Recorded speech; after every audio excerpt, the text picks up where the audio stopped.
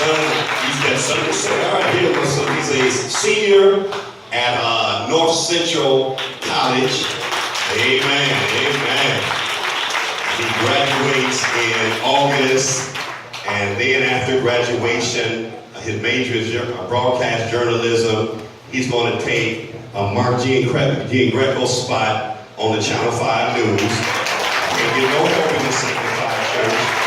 Again, I'm speaking. All right, see you, Mark. Bye, Mark Greco. Amen. It's Johnny Blaze Arrington. He's going to be on, amen, Channel 5. So we thank God. He's doing a good job. And, amen. He's got something to say. All right. I just wanted to just speak from my experiences. Just kind of come from the heart today. No poems, nothing like that. But I remember when I was young. I'm still young. I remember when I was younger. Put an ER at the end of that. I remember when I was a boy, a young man now. But everybody would keep saying like how blessed I was to have my dad in the household.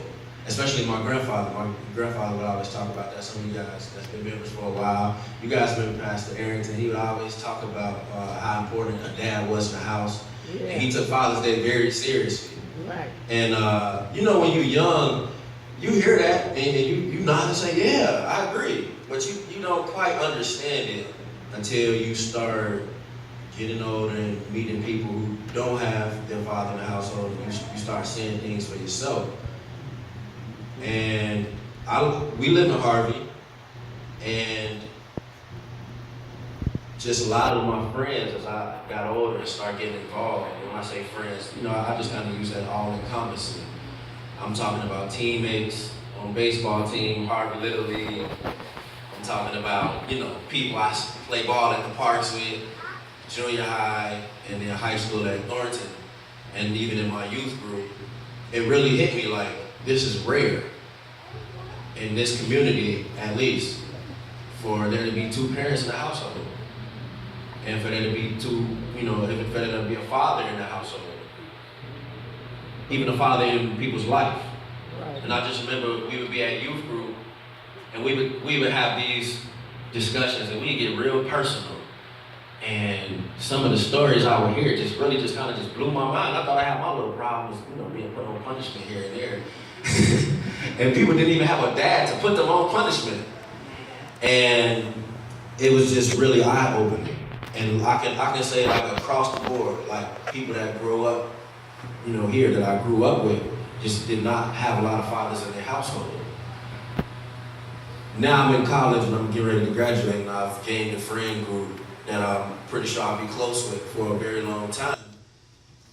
And one thing I've noticed about everybody, some of them graduated this year, some of them are graduating next year. All of them are, you know, they got their head on right, you know, and that don't mean they perfect or they angels. Some of them not even, you know, believers, but they, you know, they on the right path and they trying. And I noticed one thing about my entire friend group, all of them have a dad in the household. Every last one of them. And then I'm talking about black men. I go to school in Naperville, so some of those guys are from that area, but some of them guys are also from here. But it's just crazy to see that the path that they're on and the correlation that a dad being in the household has on that.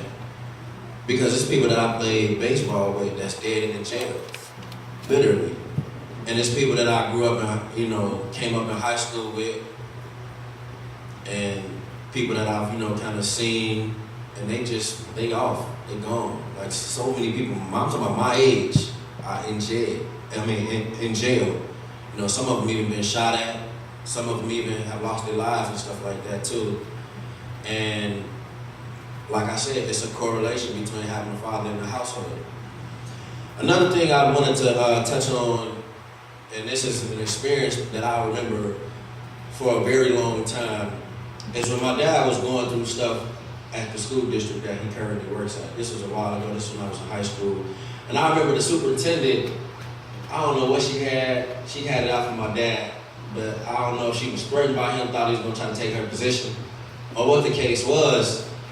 But she started, lowballing him, blackmailing him, all type of stuff, just trying to squeeze the life out of him, basically.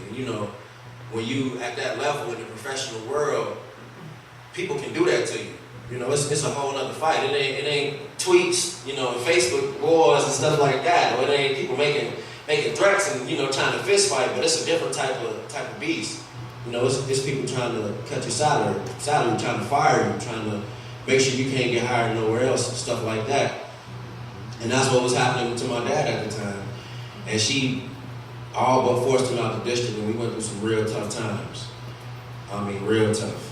I'm not going to even go into detail, but that was probably the first time I was able to consciously see a struggle and a shift, in our lifestyle because of what we was going through. We're not rich, and we were never like rich and wealthy, but we never struggled like that. And that was my first time actually seeing us struggle.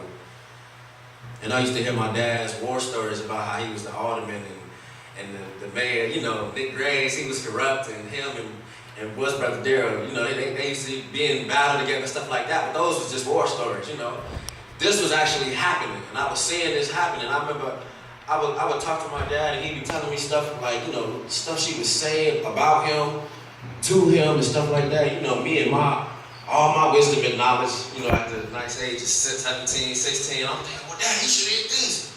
He should have did that. And I'm thinking in my head, like, well, why did he just let her do that? Why is he letting these people do that? He should have puffed his chest out, thinking I got the solution and stuff like that. And, like I said, like I was young and I couldn't really wrap my mind around it. And I thought like, man, they bullying my pops. Like that's not cool. Nobody ever want to think that about their dad. And I just remember thinking like, man, why don't he just do this? Why don't he do that? He would always respond, son, sometimes you gotta just trust God and let things play out. You gotta just use wisdom. You have to use wisdom and you have to use discernment and know that you can't always say what you want to say. Sometimes you have to wait to make a move. And sometimes you just gotta bite the bullet. It's nothing you can do. If you act out and you say the wrong thing, you reacted, and that's how they wanted you to react. Now, all that stuff makes sense now, and I think it even made sense then, but that's just not what you want to hear. Like, yeah, I get all that, but come on, do something, say something. And like, his faith never wavered, ever. And he would always come to church, like I said, we was going through a thing back at the crib, and we were struggling. And I don't know if too many people really knew how bad we were struggling, because when he came to church, he was always, glory, hallelujah, everything just regular.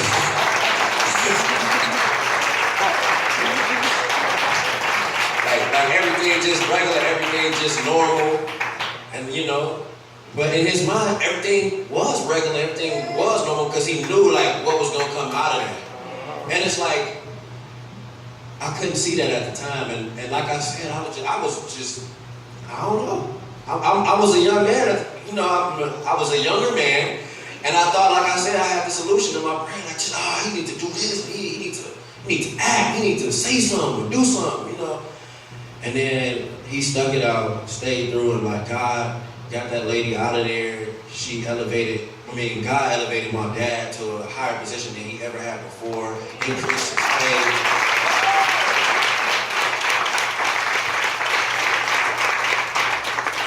That was a lesson for me, that I would stick with for a lifetime. And I realized what was hurting me so bad was I thought he was displaying weakness by like not standing up for himself. I thought he could have did more. I thought he should have did more. I thought that he shouldn't let them do that to him. The stuff they was doing, it was terrible. Like it was crazy. But I realized he wasn't displaying weakness. He was displaying strength beyond anything I could have imagined. Because anybody can,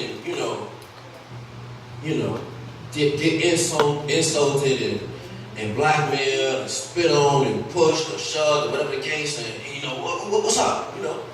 Be ready to go. Be ready to, take action. React. But it takes serious strength, and it takes serious character. Thank you, Sister Rochelle. That's the word I was looking for. to be able to just say, you know what, it's cool, it's a plan. I'm gonna just stay true. And the other lesson was, like I said, I never seen my dad struggle like that. We had never struggled like that, but it also showed me something about him as a man. He never took any of that out on us. You know, he could have.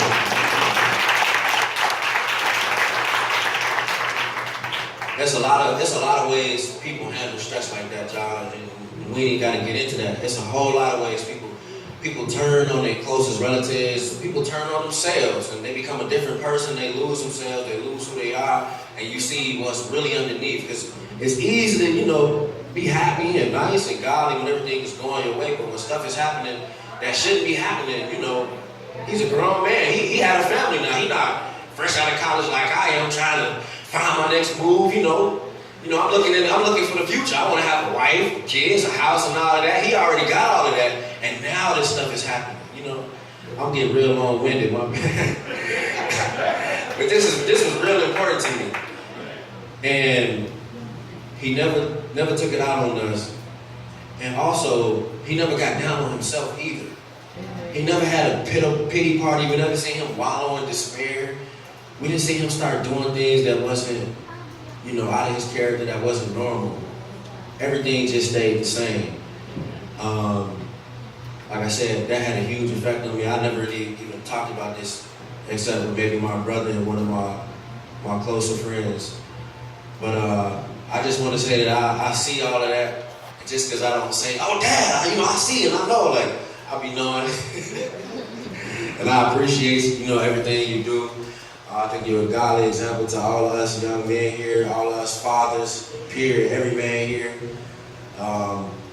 Happy Father's Day, and I got something for you.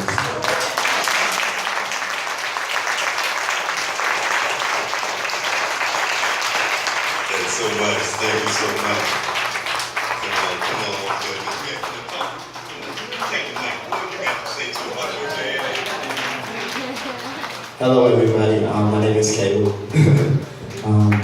As y'all know, I've been here for a long time. Grew up in the church, raised in the church, and that was mostly because of my parents.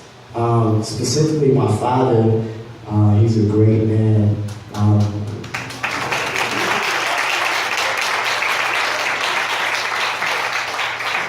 He's a man of faith, and you know, with me being in college and being in high school, he's always, you know, giving me advice on, you know, surrounding myself around the people who are like me, meaning, you know, Christian people or people who have the same values as me. He's always, you know, pushed me to be more open and diverse.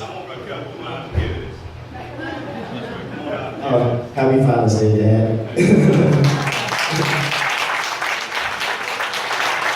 Okay, so I was just telling everybody how you raised me as a man of faith, and how you've always pushed me, you know, to be diverse. I really want to just talk about diversity, expanding my range. My dad, you know, we've been a college student, and he's always pushed me, you know, to reach beyond my boundaries of just, you know, black people, you know, hanging with white people, Asian, Mexican, you know, everything, because essentially, you know, that's unity. And he's taught me unity. And he's taught me how to be a businessman. My dad has had a truck washing company for a lot of years now, and that inspired me to start my own business.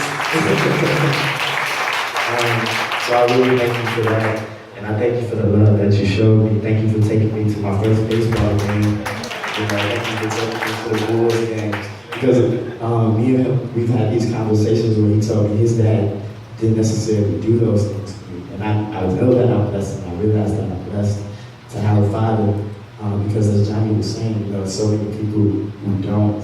And the correlation is there, like literally, you know, people, not all in all cases, but in most cases, you know, coming from where we come from, you know, when people don't have fathers, a lot of the times, you know, they stray away, or, you know, you see all these different things happen. But since I've had my father, had that man for me to really show me how I'm supposed to live my life, the responsibilities that I'm supposed to, you know, take upon.